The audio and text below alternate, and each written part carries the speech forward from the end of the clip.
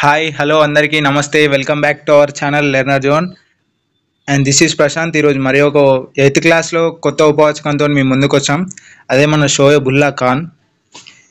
దీన్ని రాసిన వారు చెర్విరాల భాగయ్య.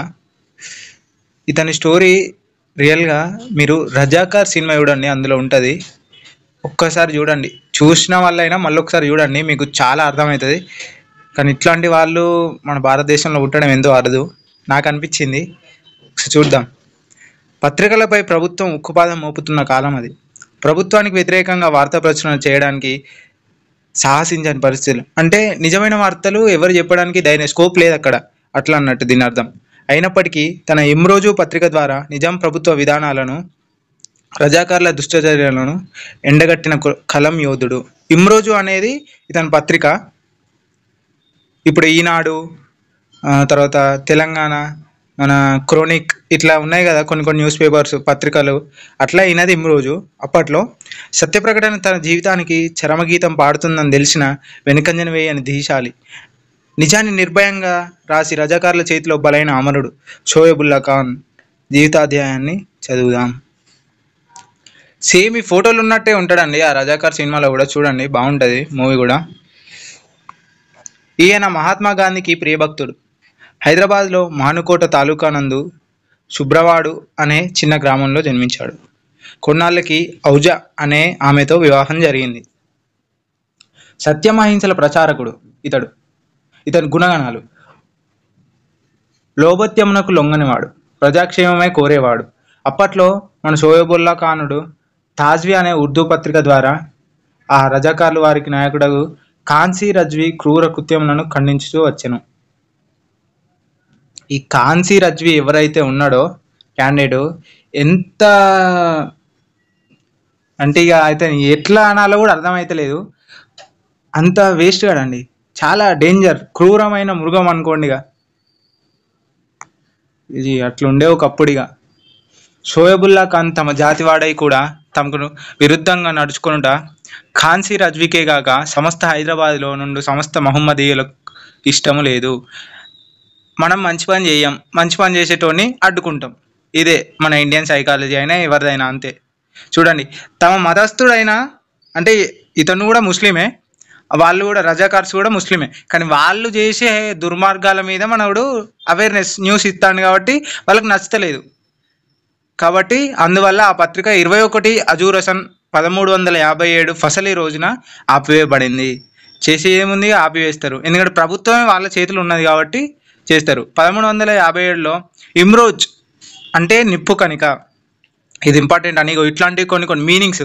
ఇమ్రోజ్ అంటే నిప్పు కణిక అను దినపత్రికను ప్రారంభించాడు. అంతటితో ఆగలే మనోడు. జాతీయవాది, గాంధీ గారి సిద్ధాంతములనే ఆచరించువాడు. పత్రిక ద్వారా జాతీయ భావములు వెల్లడించుచు చక్కని విమర్శలు చేయుచు నిజమైన వార్తలను ప్రకటించేవాడు.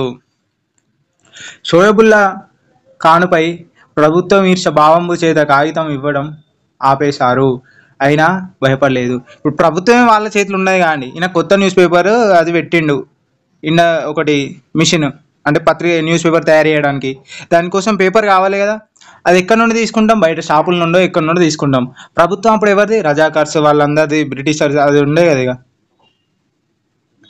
వాళ్ళు ఈయనకు పేపర్ ఎక్కడ అమ్మనీయకుండా చేసారు. న్యాయమే అన్నిటికీ దారి చూపిస్తుందా అనుకునేటోడు. ఇట్లుండగా మహాత్ముడు మరణం సంభవించింది. ఇంట తన గదిలో వెక్కి వెక్కి ఏడుస్తున్నాడు. ఇంతలో తన అమ్మ వచ్చి, నాయన ఏడవకు, ఆయన మహాత్ముడు, అతనికి అంతా సమానమే, చావు బ్రతుకుల్లో ఆయనకు భేదం లేదు. హిందూ ముస్లింలలో సోదరభావాన్ని పెంపొందించుటకై ఆయన మహోత్కృష్టమైన సేవ చేశాడు. నీవు దుఃఖించుట మానవు నాయన, ఏదో ఒకసారి నవ్వుమని తల్లి చెప్పింది, ఓదార్చుంది. తన తల్లిని చూసి షోయబుల్లా ఖానుడు, అమ్మ, రేపు నీ కొడుకు స్వాతంత్ర్యం కొరకు బలైతే నీవు దుఃఖించవా అని అడిగాడు. చూడండి అతను ఏం క్వశ్చన్ అడిగిండో. నేను రేపటి రోజున స్వాతంత్రం కోసం బలైతే నువ్వు దుఃఖిస్తావా దుఃఖియవా అని వాళ్ళ అమ్మని క్వశ్చన్ చేసిండు. మరి అమ్మే ఉన్నది చూద్దాం. నా కొడుకే అంతటి భాగ్యవంతుడై ప్రజాసేవలో ప్రాణాలు విడిస్తే, సత్యం ప్రచారంలో అమరుడైతే నిజంగా నేను నవ్వుతాను. చూడండి ఎంత మంచి లైనో, ఎంత వాళ్ళ అమ్మ ఎంత ఎక్సలెంట్ చెప్పింది. మనోళ్ళు ఏమంటారు, అరే న్యాయం వద్దు ఏమద్దురా బాబు, నువ్వు బతికుంటే చాలరా అంటారు. కానీ వాళ్ళ అమ్మ చూడండి, నా కొడుకే అంతటి భాగ్యవంతుడై ప్రజాసేవలో ప్రాణాలు విడిస్తే, సత్యం ప్రచారంలో అమరుడైతే నిజంగానే నవ్వుతానంటుంది. వా 10 నెలల నుండి తన సంపాదకీయ వ్యాసములు వారినే గాక ప్రభుత్వం కూడా గడగడ వణికించినవి. నిజం నిప్పు లాంటిదండి, ఆపితే ఆగదు, దాతే దాగదు, అట్లాంటిది అనుకోండి. ఇలాంటి దేశభక్తులను చూసి ఖాన్సీ రజ్వీ ఊరుకోగలడా? మరి ఊరుకుంటాడా? మరి ఊరుకోలేడు. కాబట్టి ఏం చేస్తాడు, 1948 జమ్రుత్ మహాలులో సభ చేశాడు. ఎవరు? ఖాన్సీ రజ్వీ. మరి ఏం చేద్దాం, మన షోయబుల్లా ఖాన్ బాగా పాపులర్ అవుతాడు, అందరికీ ఎట్లా అంటే నిజ నిజాలు అన్నీ తెలుస్తానే. మనం ఏం చేద్దామని ఒక గ్రూప్ మీటింగ్ పెట్టారు. అతను ఏం చేద్దాం, ఎక్కడన్నా హతమారుద్దామా అని. హిందూ కానీ ముస్లిం కానీ ప్రభుత్వానికి వ్యతిరేకంగా ప్రచారం చేసిన వాడి పట్టివాన్ని ప్రాణాలు తీయండి. ఇక్కడ ప్రభుత్వానికి వ్యతిరేకంగా ప్రచారం చేయాలంటే ప్రభుత్వం ఒకటి ఎత్తే ఈ నోటి ఎప్పుడు కాదు, ప్రభుత్వం చేసేదాన్ని అడ్డుకుంటాను నేను. ప్రభుత్వం తప్పు చేస్తుందని నిజాలు బయట పెడతాడు. అందుకే మన ఖాన్సీ రాజు ఉన్నాడుగా, అతను చెప్తాడు, హిందూ కానీ ముస్లిం కానీ ప్రభుత్వానికి వ్యతిరేకంగా ప్రచారం చేసేవాడి పట్టివాన్ని ప్రాణాలు తీయండి, బర్చిలాతో బొడిచి వారి చేతులు నరికివేయండి. బర్చిలాతో అంటే మన తల్వార్ తెలిసే అండి, పెద్ద కత్తి ఉంటుంది, మీకు తెలిసే ఉంటుంది. ఇక నేనుండగా మీకేమి భయము అని వాళ్ళకి అభయం ఇస్తాడు. ఓకే, మన రజాకార్లకి 28/1948 నాడు ఒక పేరు ఊరు లేని ఉత్తరం ఒకటి వచ్చింది. షోయబుల్లా ఖాన్ దగ్గరికి వచ్చింది ఒక ఉత్తరం. నీవు గాంధీ కొడుకువా, జాగ్రత్త, డొక్క చీల్చి వేస్తాం అంటే బేరిస్తారన్నట్టు. ఎట్లాంటి ఇండైరెక్ట్, నువ్వు తప్పుకోలేకపోతే నిన్ను వేసేస్తామని చెప్తారు. తన పత్రికా కాలంలో కాంగ్రెస్ నాయకులు రామకృష్ణారావు, రంగారెడ్డి ఉన్నారు. అయినా ఈ అన్నీ పట్టించుకోలే అండి. ఇగోండి, ఒక ఎయిమ్ ఉన్నోడు ఎన్ని అడ్డంకులు వచ్చినా పట్టించుకోడు. అంటారు కదా, రోడ్డు మీద పోతా అంటే ఎన్నో కుక్కలు మురుగుతాయి, అన్నిటికీ బండలు వేసుకుంటుంటే మన టైం వేస్ట్ అవుతాయి. ఈయన కూడా అట్లనే తీసుకున్నాడు వాళ్ళను. రాక్షస రజాకారులు నీ మీద కక్ష పెంచుకున్నారు, ఎప్పుడైనా జరగవచ్చు, నీవు ఎప్పుడైనా ఏమైనా జరగవచ్చు, నీవు జాగ్రత్తగా ఉండమని చెప్పారు. అప్పుడు కాంగ్రెస్ నాయకులు ఎవరు? రామకృష్ణారావు, రంగారెడ్డి, ఇంక ఇతర వ్యక్తులు ఉన్నారు. అతను ఎందుకైనా మంచిది, ఎందుకంటే రజాకారులు ఏమైనా చేయగలుగుతారు, ఎందుకంటే వాళ్ళ దగ్గర కత్తులు, తుపాకులు వగైరా మెటీరియల్ ఉంటే వాళ్ళు ఒక్కని వేసి చంపుతారు అని ఉంటుంది అన్నారు. అన్నవాళ్ళే మరునాడు అంటే ఆ రోజు తెల్లారే వీళ్ళు ఇతనికి చెప్పారు, జాగ్రత్తగా ఉండు, ఎక్కడికైనా వెళ్ళిపో అంటే. అయినా ఏం కాదు, నాకేమవుతుంది అనుకున్నాడు. మర్నాడు 21/8/1948 తన కార్యాలయంలో రాత్రి 12:30 వరకు, అంటే 22/8/1948 పొద్దున తారీఖు పత్రికకై, ఈరోజు 22 తారీఖు పత్రికకై 12:30 వరకు నేటి భావాలు అను శీర్షికతో ఒక వ్యాసం రాసి బయలుదేరిండు. వెళ్తుండగా అంతలోనే వెంబడిపడ్డ రజ్వీ బంట్లు, రాక్షస మూకలు, గుణహీనులు, కొరవి దయ్యాలు. ఎట్లా ఎక్స్ప్లెయిన్ చేసింది చూడండి వాళ్ళను. రాక్షస మూకలు, గుణహీనులు, కొరవి దయ్యములు తుపాకులతో డామ్ డామ్ డామ్ అని కాల్చినారు. షోయబుల్లా ఖాన్ కుడి చేయి నరికివేశారు. ఎందుకంటే అతను అన్ని నిజాలు రాసిండు. మన రజ్వీ చెప్పిండు కదా, అతని చేతులు నరికివేయండి అది అని.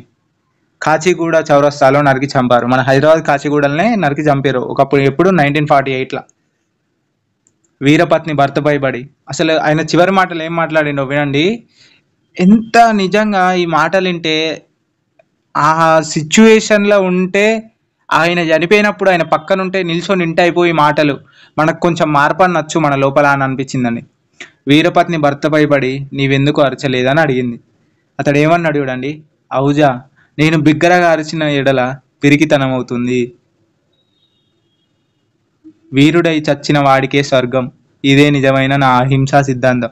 చూడండి, వీరుడై చచ్చినోనికే స్వర్గం దొరుకుతాయట, ఇదే నిజమైన నా అహింసా సిద్ధాంతం. ఎంత గ్రేట్గా చెప్పింది చూడండి. ఆయన తుపాకీ తూటలు దిగినాక అరిస్తే, ఆయన ఇంటి ముంగటనే ఇదంతా జరిగింది, అరిస్తే అందరు వస్తారు, మళ్ళా పిరికివాడు అనుకుంటారని అతను అరవలేదంట. వీరుడై చచ్చిన వాడికే స్వర్గం అట, ఇదే నిజమైన అహింస సిద్ధాంతం. ఇది నిజంగా, ఇది విన్నాక నాకైతే గూజంస్ వచ్చినాయండి. అమ్మ, నీవు వీరమాతం అనిపించుకోమ్ము, అవుజా, నీవు వీరమాత అవుతావు. అతని అడుగుతాడు, అమ్మ, నువ్వు ఆ రోజు నన్ను ఏమని ఓదార్చావు, నీ కొడుకు ఇలా చనిపోతే నువ్వు నవ్వుతా అన్నావు కదా, మరి ఎందుకు ఏడుస్తున్నావు అని అడుగుతాడు. తన తల్లి ఏం సమాధానం చెప్పకుండా అట్లానే నిలబడి ఉంటుందండి. చూడండి, కొన్ని జీవితాలు ఎట్లా అంటే స్టోరీలలోనే ఉంటాయి. వాళ్ళని పక్కన ఊహించుకొని మనం నడవాలంతే. కానీ ఆయన ఎంత ధైర్యశాలి, వాళ్ళకే ఆయన న్యాయం వైపు ఉన్నాడు. ఏ కులం, ఏ మతం, ఏది అసలు నన్ ఆఫ్ ఈజ్ బిజినెస్. మనోళ్ళు ఎట్లా అంటే, అరే మా చుట్టాలు ఏమనుకుంటారో ఏమో నేను ఈ పని చేస్తే, అట్లా అనుకునేటోడైతే ఈరోజు మనం ఆయన గురించి నేర్చుకునేటోళ్ళం కాదు. అసలు ఆయన ఏం చేసిండో ఇక్కడ ఎవరికి తెలిసేది కూడా కాదు. ఆ రజాకార్ సినిమాలో ఆయన పెట్టనవసరం కూడా లేదు. అతను ఎంత మంచి, చూడండి, మంచి మనిషి, ఎంత ధైర్యశాలి. అట్లా ధైర్యంగా బతకాలి, ఏదేమైనా ఏం కాదని. అర్థమైందా అండి? ఒకసారి రజాకార్ మూవీ చూడండి, అందులో మీకు తెలుస్తుంది క్లియర్. ఈ స్టోరీ చదివితే అదే మూవీ రిఫ్లెక్ట్ అవుతుంది మీకు. అందులో ఇంకా చాలా చాలా లాస్ అవి ఇవి ప్రతి ఒక్కటి యూజ్ అవుతుంది. Okay, thank you for watching this video. Do like, share and subscribe.